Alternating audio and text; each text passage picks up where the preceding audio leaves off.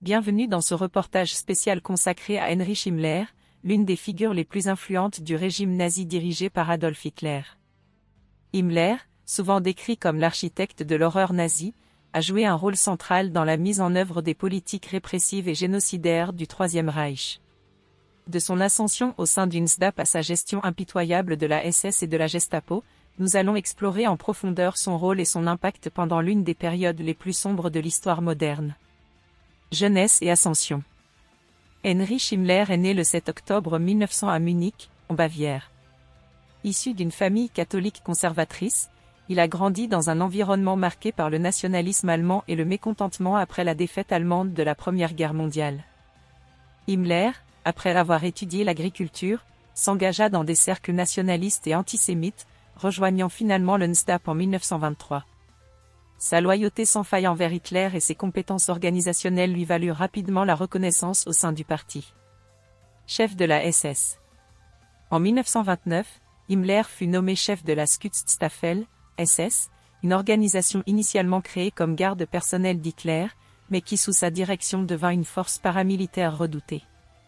Himmler modela la SS selon des principes idéologiques rigides, exigeant de ses membres un engagement absolu envers l'idéologie nazie et la pureté raciale.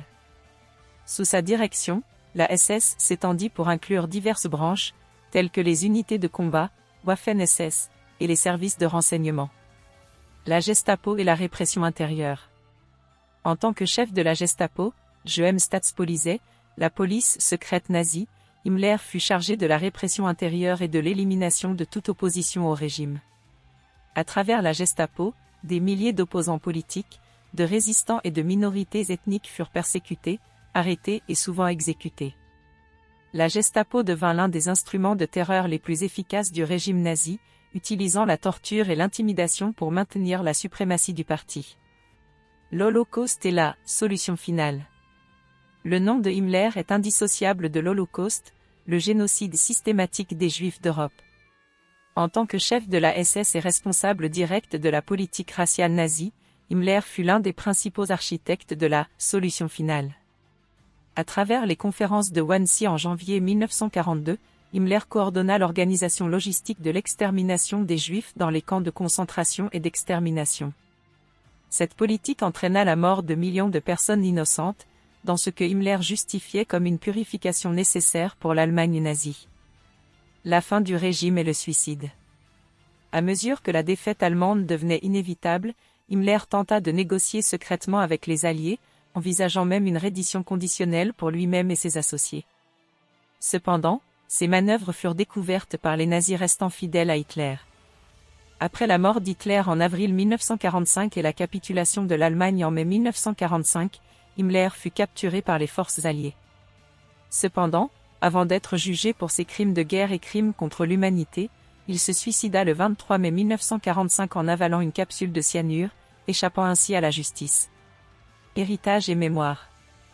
Heinrich Himmler demeure une figure sinistre de l'histoire mondiale, symbole de l'extrémisme idéologique et de la cruauté humaine. Son rôle dans la mise en œuvre des politiques nazies a laissé une cicatrice profonde dans la mémoire collective.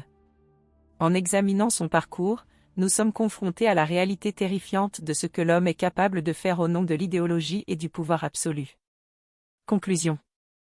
Heinrich Himmler, à travers son ascension au sein du régime nazi et son rôle dans l'élaboration des politiques répressives et génocidaires, incarne l'une des figures les plus sombres et détestées de l'histoire moderne. Son influence sur l'Holocauste et sur la machine de terreur nazie reste un rappel tragique des conséquences dévastatrices de l'extrémisme politique et de l'intolérance raciale.